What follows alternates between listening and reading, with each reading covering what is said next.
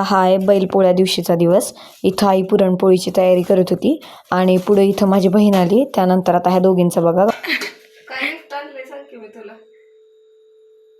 ही माझी बहीण इथं आईला विचारलेली ती दाखव.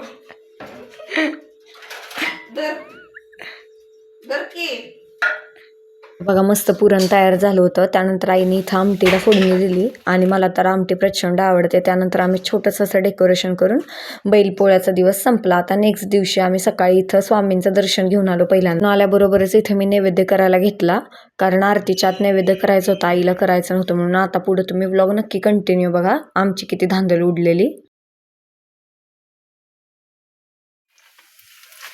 इथं आता कांदा भाजायचा चाललाय बटाट्याच्या भाजीसाठी. इथं तेल ठेवलंय मी पुरीसाठी आणि इथं माझ्या बहिणीने ठेवलाय चहा. त्यानंतर इथं बघा मी भाज्यासाठी कांदा कापत होते, तोपर्यंत तिने सगळी भांडी धुवून घेतली, कारण आमची एवढी घाई झालेली, कारण दोघींना सगळं करायचं होतं म्हणून.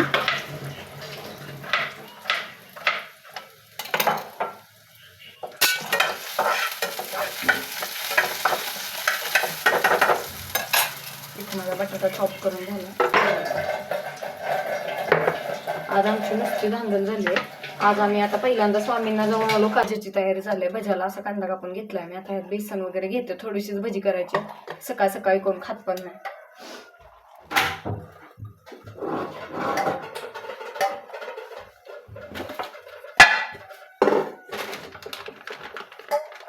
बेसन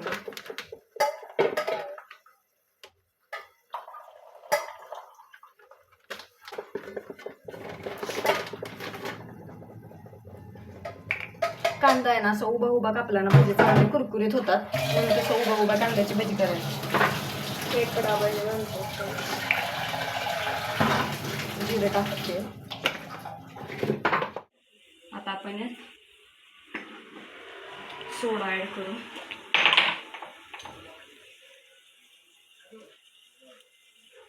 थोडासा ऍड केलाय सोडाने.